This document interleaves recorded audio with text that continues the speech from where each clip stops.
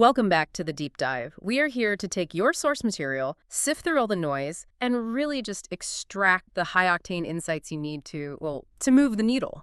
Today's mission is very focused. We're doing a strategic deep dive, and it's tailored specifically for you, the ambitious aesthetic medicine practitioner. Right. The one who's running a successful clinic, but you're probably getting a little tired of the grind. Exactly. You're looking beyond the waiting room. You want to build a true brand, maybe even, a beauty empire. And to give you that foundational blueprint, we're drawing from the core insights of Dr. Ari Masudi's masterclass. Oh, he has a fascinating background. He really does. He was a former researcher in regenerative medicine and then made this huge pivot to become a leading business consultant in the beauty industry. And his whole thing is that technical skill. It just doesn't scale.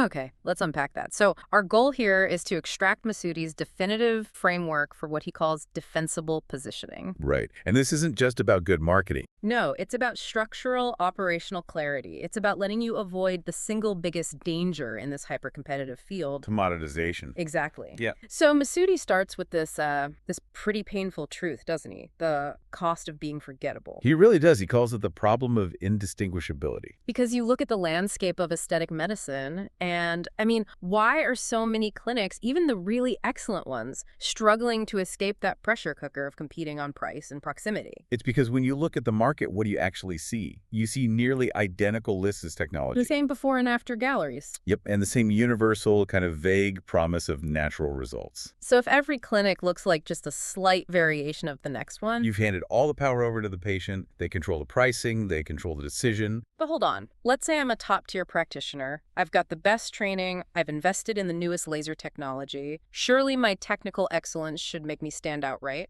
Why does Masudi say that's just not enough? Because your technical excellence is, well, it's internal knowledge. It's not an external difference that a patient can easily see and articulate.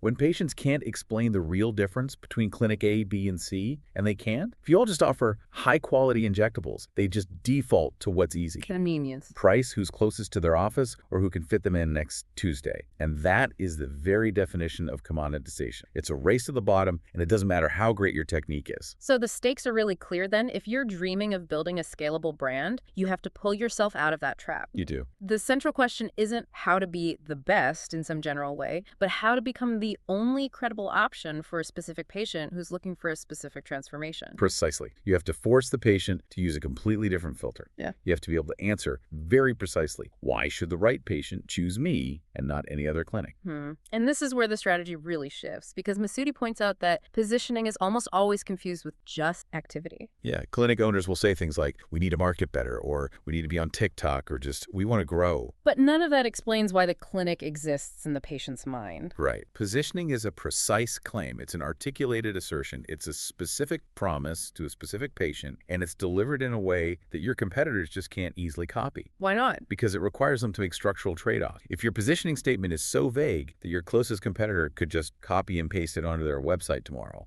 it isn't positioning yet. Okay, let's get mechanical then. Masudi provides this foundational template. He calls it the strategic assertion. And it forces clarity. You have to complete this sentence. Right. It goes, only we help a specific patient achieve a specific outcome through a specific approach. And the contrast here is everything. The weak statement, the one everyone uses, is just, we offer high-quality aesthetic treatments. Which is meaningless. It's just filler. But the strong example he gives is brilliant because you can feel the entire operational structure behind it. Listen to this. Only we help time-poor executives achieve subtle facial rejuvenation in a single 90-minute session using a proprietary zero downtime protocol. And just think about what that one sentence forces the clinic to do. Everything. It dictates your location. You have to be near the business district. It dictates your staffing, your workflow design, your entire consultation process. That is defensible. That's a real structure. But, okay, let me push back on that. If I'm running a clinic right now, committing to something like a single 90-minute session protocol, that sounds terrifyingly restrictive. What if the patient needs 120 minutes? Am I just turning away good revenue by being that specific? Yes, you are. And that's exactly the point. Positioning isn't a slogan. It's an argument. It has to be logically sound. It has to answer three 3 core structural questions. Okay, what are they? 1, what specific problem exists for your target patient? So for that executive, treatments just take too much time. Right. 2, why do existing clinics fail to solve it? Well, they fit the patient into the doctor's traditional schedule, so you need multiple visits for the consult, the planning, the treatment. And 3, what do you do differently? You design a single, streamlined 90-minute workflow that handles everything in one optimized session, thanks to some kind of proprietary system you've built. So you're building a systematic argument. Because other clinics do X and they fail at Y, we deliberately do Z. Exactly. If you can't map out that logic, your positioning is still blurry, and you're still fighting on price and convenience. And that leads directly to, I think, the biggest trap for most practitioners. Defining the clinic by its tools, Masudi calls it the operational track. Yes, we do injectables, we offer lasers. Which fundamentally limits your growth strategy, right? You can only grow by adding more and more procedures. Which usually ends up as this massive, confusing menu of services that don't really have any coherence. So we need that value shift. You have to stop selling procedures and start selling transformations. Patients buy outcomes they can feel, outcomes they can use in their life, and outcomes they can justify. And the reframing is key here. Masudi gives another template for this. Right. We help this patient achieve this desired state without this feared downside through our distinct method. It totally changes the conversation from pain points to future identity. Let's use his examples. They're so good. You're not selling a fractional laser treatment. No, you're selling skin clarity that lets patients stop wearing foundation and harsh lighting. The value is in the confidence that comes from that outcome. And when you sell fillers, you're not selling syringes. You're selling looking rested without anyone asking if work was done. You're explicitly removing that feared downside looking done or unnatural. And that is why a patient will pay a premium. That shift immediately gives you, the business owner, strategic clarity. If your core transformation is skin clarity, you know exactly which devices and procedures belong in your clinic and which don't. And Masudi's rule is you have to cut anything that doesn't serve that primary transformation. Even if it's profitable somewhere else, your pricing becomes so much more defensible because it's anchored in the value of the transformation, not just the cost of the procedure. The ultimate check becomes, does this procedure help me fulfill my strategic assertion? If the answer is even a little murky, it's a distraction. Okay, so now we get to the really critical part, and maybe the hardest concept of all, defensible uniqueness. Dr. Masudi warns against what he calls the dead ends of adjectives. Everyone is experienced, caring, or better. Those claims are subjective. They're instantly replicable by anyone. So real differentiation has to be structural. It has to be built into the core systems of the clinic, forcing you to operate in a way that competitors can't just copy without totally redesigning their entire business. Give us some examples of that. What does a structural advantage actually look like? Okay, so think proprietary protocols. It could be a signature facial analysis that evaluates, say, 40-plus aging markers. That's a method nobody else has. Or it could be offering a guaranteed visible result within a defined time frame. That forces massive operational discipline. Or maybe a hard cap on treatment intensity per session. So even if a client begs for more volume, you say no. You say no because your brand promise is natural results, and that cap is the structure that protects that promise. That structural requirement, it brings us to the necessity of sacrifice. This is the part that clinic owners seem to resist the most. Oh, absolutely. If your positioning doesn't force you to say no on a regular basis, if everyone could reasonably be your patient, then your positioning is, well, it's worthless. Isn't that terrifying, though? Deliberately excluding like half the market. It is terrifying, but it's the very mechanism of differentiation. You have to intentionally give up one advantage to completely dominate another. If you don't make a deliberate trade-off, you're just trying to be average for everyone. And average doesn't build empires. Not at all. So if I want to dominate the market that's looking for natural, long-term results, my trade-off is choosing longer phased treatment plans instead of fast, dramatic transformation. Yes. You sacrifice the instant gratification crowd to win the long-term commitment crowd. What's another one? Another crucial trade-off, choosing to offer zero promotions or discounts, ever. That decision sacrifices the discount seeker. But it signals to your target clientele, the premium, value-driven segment, that your results come from the consistency of your method, not from price elasticity. That is so powerful. And Masudi has a simple test that just hammers it home. Ask your patients, where else could you get this? And if they can name alternatives. You haven't sacrificed enough, you're not unique yet.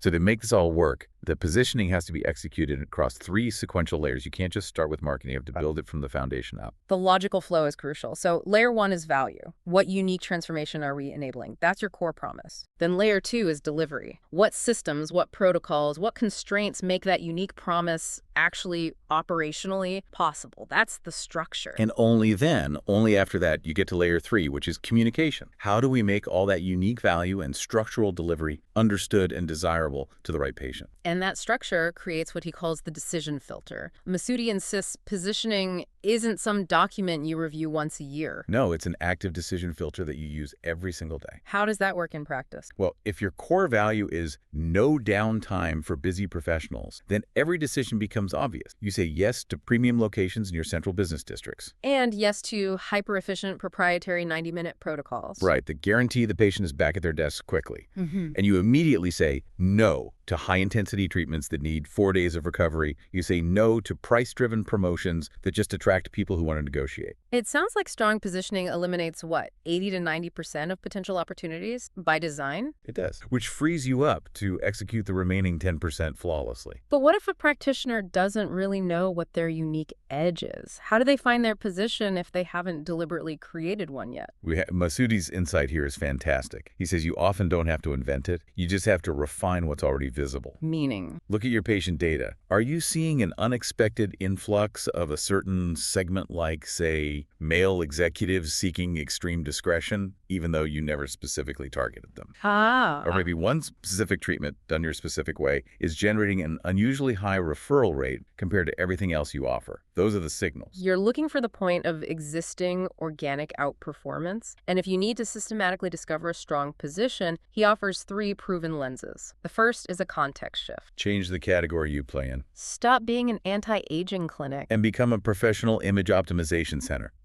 That implies a vastly different set of services and a completely different caliber of patient. What's the second lens? Unexpected value. You add something tangible that the category doesn't normally offer, but that patients immediately get the benefit of. This could be mandatory 3D outcome simulation before any injectable treatment. That would reduce patient anxiety hugely. Or a partnership with a fitness or nutrition coach to integrate wellness into the aesthetic outcome. And the third, which we just can't stress enough, is the deliberate trade-off. Find something valuable that you are willing to give up to dominate a specific slice of the market. You must choose what you will not optimize. And Masudi provides this execution mandate that just cuts straight through all the noise. What is it? He says, if implementing your positioning does not force operational change, if your protocols, your pricing, your workflow all stay the same, then nothing strategically has changed. You just have a new slogan. Wow. Good positioning produces sentences like, because of our positioning, we will no longer offer last-minute appointments. Or, we will no longer carry product X, even though it's popular. Real hard choices. So to bring this all home for you, let's revisit the full structure of a final, comprehensive positioning statement. Masudi uses this internal example of a clinic they called the preview clinic. And it just wraps the value, the patient, and the structural constraints all into one clear declaration. Just listen to the specificity here. We are the only predictive aesthetics clinic who offers subtle facial rejuvenation patients can confidently commit to. By using mandatory 3D outcome simulation before any injectable treatment and limiting every session to a maximum of 2 syringes, regardless of patient request. That's not marketing. That's a business plan. It's a definition of where you play and how you win. And that's his conclusion, isn't it? It is. Dr. Masudi concludes that clinical excellence is merely the entry ticket to the game. Positioning is what turns a highly skilled practitioner's clinic into a sought-after brand that patients enthusiastically recommend and critically pay a premium for. So the ultimate takeaway for you to mull over as you wrap up this dive is not, can we deliver results? That is the absolute minimum expected. The real question, the one that dictates your future, is what value are we uniquely positioned to deliver by operational and structural design?